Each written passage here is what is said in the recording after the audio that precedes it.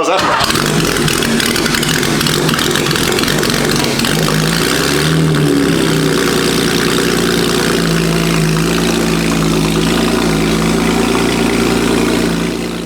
Take this thing higher, higher than you ever been. Stand tall like Everest. I mean higher. You ain't gotta settle in. Go places they never been. We go higher. Take it to the top, even when the ball drops. My man, we go higher. It's time to go higher. Let's take this thing.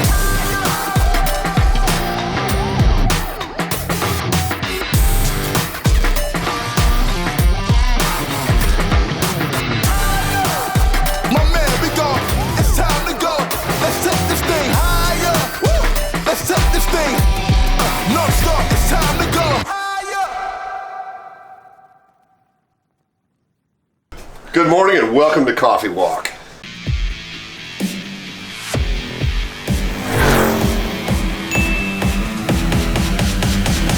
We're going to have some Holy Grail blend coffee from Blue Island Coffee, which, by the way, is the #1 selling brand of Blue Island Coffee right now. And coming soon to you, they'll be in a Kroger and an H-E-B. So way to go, Kelsey Collins and Chris Hopkins for that. And Zach for getting it out there. Today we're going to do the most requested thing we get all the time, our updates on vehicles we bought in the past and want to see what happened with them or what stages they're in. So we're going to look at 7 different ones today. And we're going to start out with 2 of our outstanding square body trucks that, if you remember, we bought out of a private collection in Pennsylvania. They've been sitting for a very long time. We've got them running and driving and they cleaned up exceptionally well. So grab your cup of joe and let's go. So the 1985 GMC, if you remember what was really special about this truck, is a 4-speed.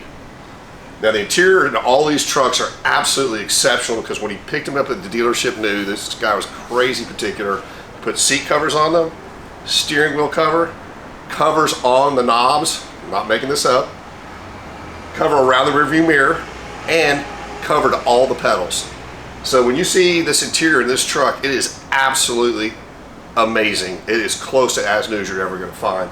Now this particular truck has been since 1994. It's a 305, obviously black, 4-wheel drive, short bed with black interior.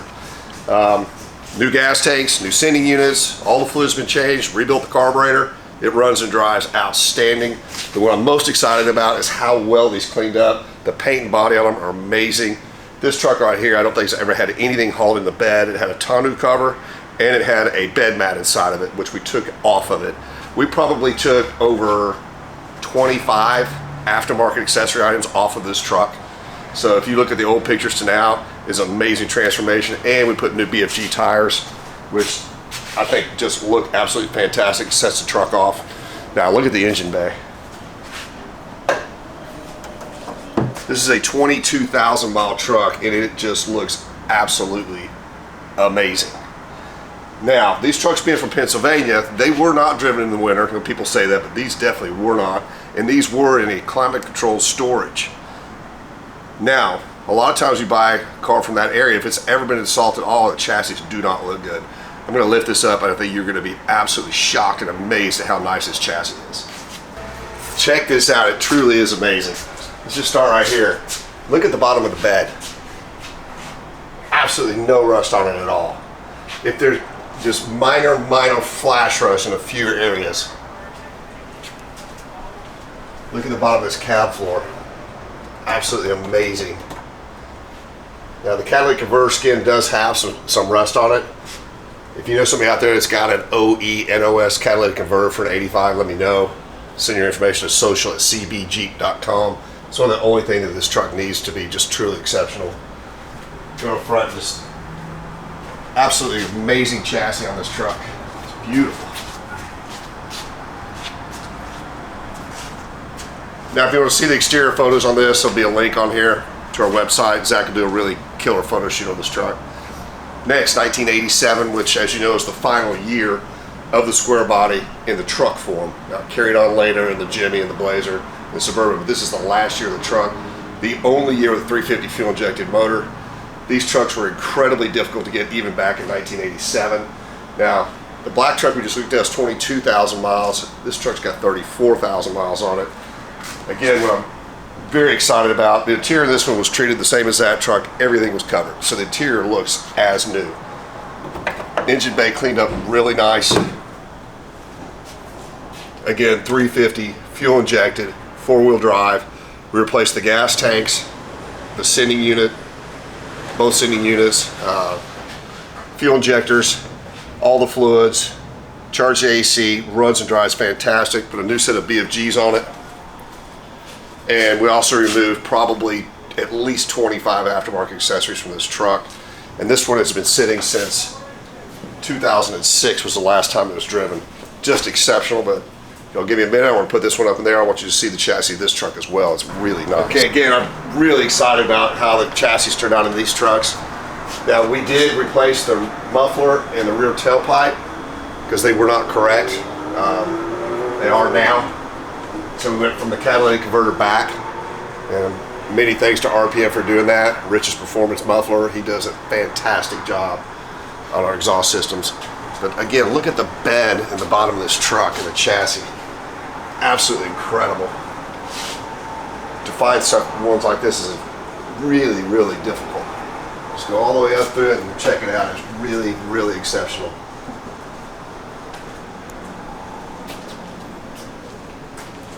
And it's nothing like the 350 fuel injected truck. So there you have it. Exceptional interiors, exceptional engine bays, exceptional paint and body on both of these trucks. Exceptionally well maintained. Now, let's go see how the green 67 GT500 is doing that came out of Pennsylvania. How did the people like the Corvette at the show? Which show? I saw some pictures of it on the Firewheel. Oh, yeah. Believe it or not, everybody that I've ever said anything about getting it painted one day says, oh no, leave it just like it is. I agree. So you like it? So far. But So you know, you never know what to believe, what people are going to say. I like it. Okay. There is one thing though. Did you ever research the motor in that car? No, I have no idea what it is.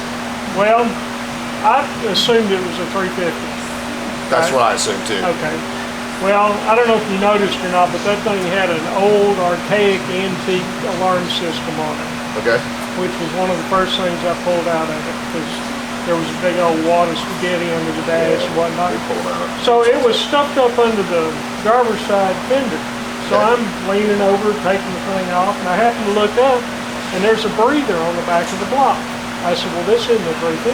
It could be a 327. Well, John Spencer helped me rewire the car. Okay. So I mentioned it to him. He said, well, let me look at the casting number. So he looks at the casting number, says, I don't recognize that, but I'll look it up. So he comes back the next day and says, that's a 66 only 327 block. So wow. I called a guy I know that worked for Chevrolet for years and years and told him that on the number pad, there's no real number there, but there is an R stamped on it. Okay. That's a warranty replacement engine from 1966. Well, that's a win. Well, it's the next best thing to Absolutely. a numbers matching car. Absolutely. So this is Daniel Gay, the Pinstriper. We're showing updates on cars today. Cool. So if it's okay with you, we're going to show the Niwot Colorado Corvette, Sure. which he now owns. Sure. You're absolutely not going to believe what this car looks like. It is stud. So it's not here, it's at his house, but we've got a lot of photographs. We're going to bleed it in. And I'm really interested to see what you guys think about it. Now on to the show. Thanks, Daniel.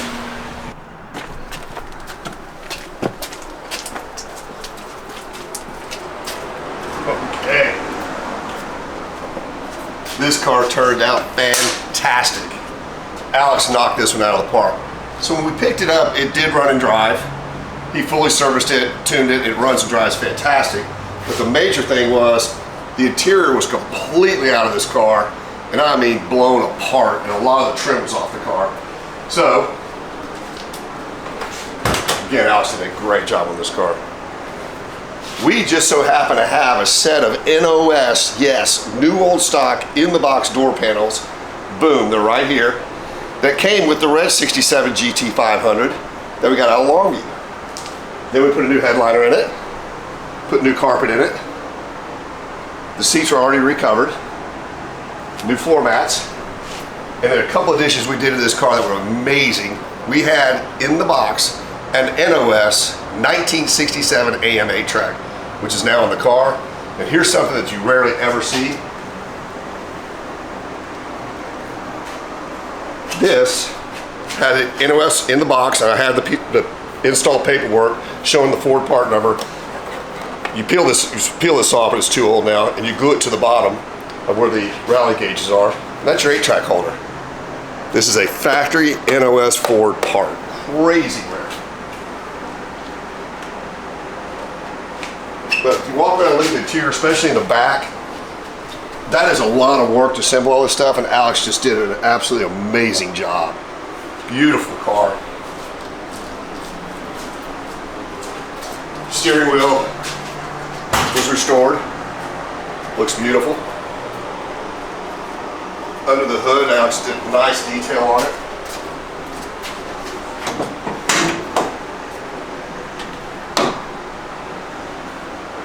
So we've got one back on the street, 67 GT 500, ready to go. He's already driven this car over 50 miles. The test miles are done. It'll be on the market soon. I don't know where we're going to sell it, where we're going to offer it, but it is done, and I love this lime gold color. Back in the day, let's say 70s and 80s, a lot of these lime gold cars were color changed, which we're going to see one today that was, because some people didn't like the color. I personally love it. Now we're going to go down for 3 more updates that you're just absolutely not going to believe, and one of the cars we've been working on for almost 2 years. Let's go. So every now and then, Alex and Kelsey and Zach will throw something in there that I don't know about. That's funny. Well, evidently, while I was out of town last week on vacation, Alex and Zach shot a segment on this car, so it's going to be Alex's update. So stay tuned at the very end. I think it's going to be interesting and funny. How's it going, guys? Wow. Cool stuff going on in here. So this is the actual numbers matching motor we picked up in Houston? Yep, in last week's video. How cool is that, Josh? Yep. This motor is now correct carburetors to pan. BJBK carburetors. The actual engine that was born in this car. All the date codes lined up, checked all that stuff. Yeah. I know it looks fantastic, Alex. Like a piece of jewelry. Now we've got an extra 428 motor. Yep. And extra 427 motors. And extra K-code motors. So here is the red 67 GT500 that we got in Longview. If you remember, this whole front of this thing was red oxide, wasn't it, Alex? Yeah. So you just painted the black, got the suspension in it, putting the motor together. So you're gonna put the drivetrain in it before you do the rest of the suspension stuff? Most likely. Most likely. Just get out of the way. So all this stuff appeared to be super organized because the guy had it in boxes. Well, it turns out that it has been kind of a chore for these guys to find the parts for this and for that blue fastback. Yeah. And y'all are still finding parts every day, right? Every day. Christmas. All right, so I think we've had this car for 2 years. Yeah, right now. So this is Josh's best friend. He's done the complete chassis, all the suspension, everything mechanically you could possibly do. Transmission split in half, completely rebuilt. Motor all the way down to bare case, right? Yep. So this is a car we picked up. We knew it wasn't numbers matching because it didn't have a number on the case. Turns out it's a 2.7. So is this the fastest Porsche you've driven of all of our Porsches thus far? Yeah. Okay. Yeah, by far. Now I have not heard this run in person, and I am excited to hear it. Look at this. It's like a piece of jewelry. You killed it on this, Josh. And he even went so far to get the AC working, which if any of y'all have ever restored a 911, and to get the AC working in one of these is a Nightmare. You said it, I didn't. Yeah. A lot of work and expensive. Yes, we did go with a little bit later style radial compressor, but let's hear it. I have not heard this in person. Here we go.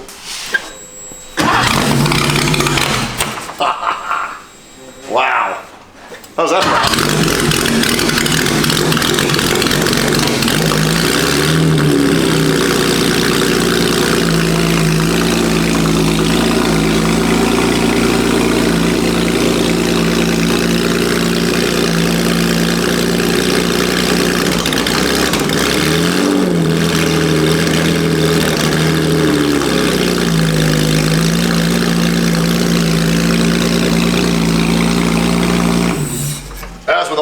Even those CIS cars, a little bit cold-natured, but I cannot wait to take this car for a drive. Yeah. So now you put the carpet in. Yeah. which this carpet was insanely difficult to find. This color in brown. This car was a brown interior car, which is also very rare. Brown headliner, brown door panels. And it is a factory Recaro sport seat car, which, if you don't mind, will you grab one of those seats? Yeah. Well, actually, we'll show you one of those seats in a minute. They're very, very special. We'll be out test driving this car soon. You've actually put miles on this though, right? Mm-hmm. So that one's coming along. I absolutely, the more I see this car, the more I like it. Yeah, this has been a fun car to do here. So kind of go over what this guy did on this car, because a lot of the stuff I didn't know when I bought it. Yeah, it's a 66 fastback. It's a Pro Touring suspension, Ford 9-inch with a spool. Curry axles. 389 to 1? Yeah, 391 to 1 is what I. 390, It's okay. the math that I done on it. Okay. Curry axles, SSBC, disc brakes, front and rear. Previous owner went all the way through the suspension. Just a bang up job on it. Front and rear sway bars. K-Code 289 motor, 4-speed top loader. Yeah, and this is actually an unstamped K-Code motor that's date code correct for the car, but we've got the original block with the original numbers on it as well. And what this guy did on that Shelby and this car is he was running them. He ran his cars hard. I don't have the paperwork back from SCCA on this, but this car came with a tremendous amount of stuff showing that it had been SCCA raced forever. Yeah, I just think he still has the placard on the front of the grille. Yep, and there's some plaques on the glove box door that we'll show too, but this is a real K-Code car. Something else that's kind of neat here, Alex and I have had this sitting around forever and never really figured out what we were going to use it in, is that fuzzy Hurst shift knob. Yeah. We finally found a car to put that in. Yeah, finally. So, the interior's nice. It is Wylie pack. And you got this running, right? Yep. So if you remember, we picked this up in Longview, the motor was out, there was a long block on the stand, and the problem is the accessory pieces and parts were just scattered everywhere. Yeah, he just started on it and didn't finish it. So. But I mean, normally it's a couple of days to do a 289. You know, we're a couple of weeks into it because we had to sift through all these parts so many times. It looks fantastic. And that is the correct date-coded 4100 carburetor too, right? 4100 4V. Look at the tag right there. The carburetor itself is worth a lot of money. Now we kind of took some artistic ways with this because it is basically kind of a resto mod car anyways, with a Pro Touring suspension, 4-wheel disc brakes, a spool in the back and all that. So we went with a Cobra intake, Cobra valve covers, which I like. Josh did some blue accessories, which I think is neat. We put headers on it because basically this kind of be like an NCCA road race car still. But again, it's real K-Code. The numbers are on the inner fenders. Really neat car, and we'll show you the original block here in a second. Let's hear it run. All right.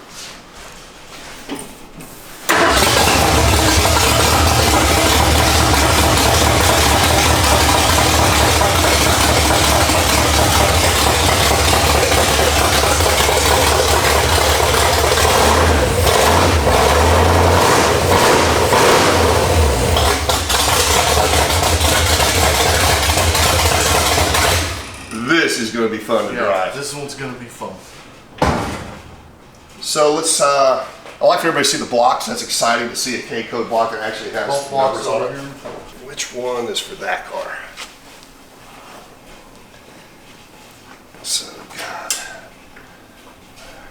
I think it was the one that didn't have your name on the caps. I think it's this one here. I think it's this one. Yeah. Okay. Now, the numbers are on. When you're looking at one of these in the car, it's on the passenger side of the block towards the front. So, It's right here. so 212048, is that what that car is over there?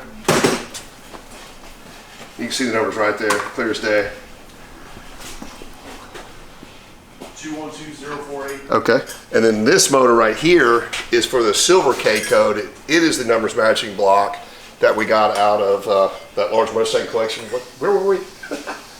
North Carolina? North, South Carolina, Somewhere in the Carolinas. So there you have it. Running. Green GT500, which you'll see at the end of it. Running and driving. Yep.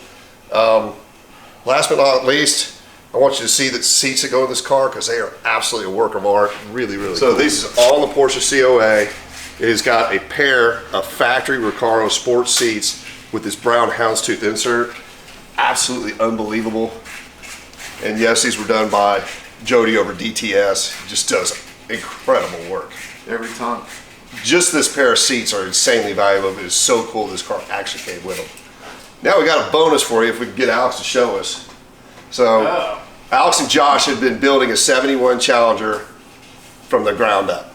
So Josh did all the paint and body work, and Alex has been doing the rest of the suspension, motor, transmission. You want to show it? Yeah. It's not done, but it's cool. All right, let's go check it out. Look at that. You like it? I love it. That is a ton of work. Now it's been wet sanded, it hasn't been buffed yet, but it'll be gloss clear, not matte clear, or matte white. All right, we'll go through it and tell us everything you did. Motor, trans, suspension, brakes. Man, it's been wow. It is a lot.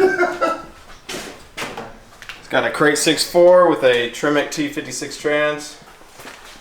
Just got it built, Mopar 8 3/4. It's got Willwood brakes all the way around. 6 pistons in the front, 4 in the rear. Got a big radiator. So you knew this was going to be difficult going into it, but it's it is difficult doing an e-body, isn't it? Very difficult. So without exaggerating at all, how many let's just say 65 to 70 Mustangs can you build in the time it takes to build this car? I could probably do 6 rotisserie Mustangs. I was going to say 3, so let's just say 4. Yeah. These e-body cars are really, really tough, but you've done a great job. Yeah, it's awesome. So we are approaching October, correct? Yep. And the goal is to have this car done by the end of the year. End of the year. Hopefully Okay. going to Scottsdale in January. Did you hear that, Josh? What's that? It's got to be done by the end of the year. Alex just said it. My part will be done by the end of the week. Okay, so there you have it. There's your updates. That's the #1 most requested thing that we get. So there you go, Kels. She's been telling me she needed one, and I'm excited to come see all this stuff because I don't see it all the time. We're on a secret location, which will never be revealed. So Alex and Josh get to turn wrenches all day and not get bothered, even though Alex is up at CBG quite a bit as well. But as always, please like, tag, share, or follow, and most of all, subscribe to our YouTube channel. It's easy to do. And stay tuned for a minute because Alex has got an update coming up I do. that he and Zach put together themselves. So let me know what you think about it. We'll see you next week.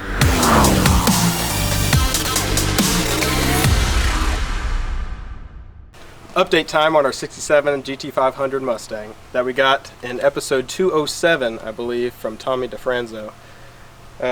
When we got it, it did run and drive, barely. It only had 2 gears. That was because of the shifter. What I did is, I just drained the fuel, did a quick tune-up on it, put our avgas, makes it run a whole lot better. Just change all the fluids, add an electric fan. It did want to get hot, but we did a new booster, new master cylinder. Stops great now. When we got it, it didn't have any interior. Well, except for a seat. As you can see, we put it all back together, just like stock. Brand new seat belts. Got an AM 8-track radio in it. The correct GT500 steering wheel, as you guys saw in the episode. Drives great. I believe we're taking this to Barrett Jackson in Houston in about a month, but stay tuned for that.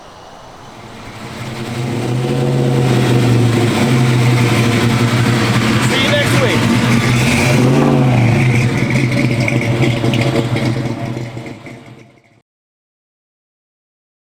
What is this? It's Camaro. Alright, what do we have? Got a Mustang.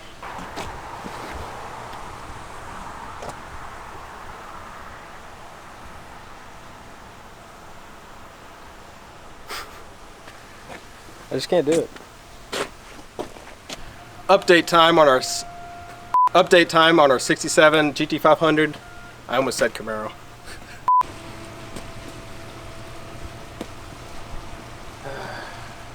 No, I suck. Bet you're wishing Dennis was here. Yeah, we'd be done.